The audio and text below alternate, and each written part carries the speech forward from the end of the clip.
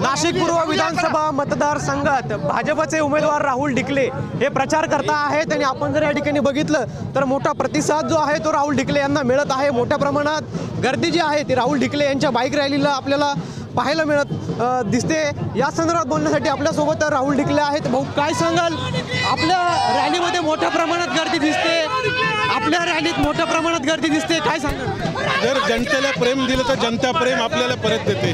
5 वर्ष कुटुंब म्हणून मी काम केलंय आणि त्या कुटुंबाचा घटक म्हणून आज मी जिथे जाईल तिथं मला लोक त्यांच्या घरातला मेंबर म्हणून ॲक्सेप्ट करताय, प्रेम देताय।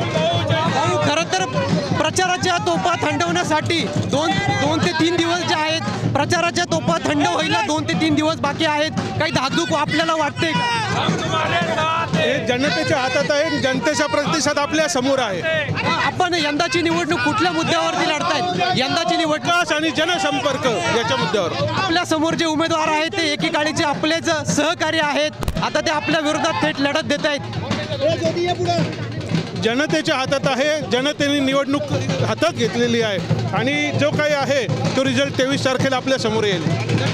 आपण या ठिकाणी जर बघितलं तर राहुल ढिकले हे जे आहेत हे आपल्याला या ठिकाणी प्रचार करताना पाहायला मिळत आहेत आणि मोठ्या प्रमाणात जी गर्दी आहे ते देखील आपल्याला राहुल ढिकले यांच्या रॅलीमध्ये पाहायला मिळत आहे।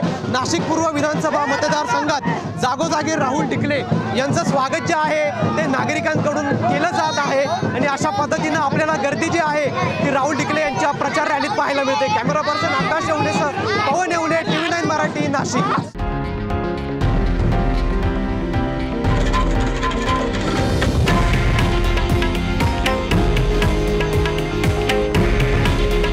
हे आहे देशातील नंबर 1 न्यूज नेटवर्क आणि आपण पाहत आहात TV9 मराठी। काळजी तुमची, हित महाराष्ट्राचं।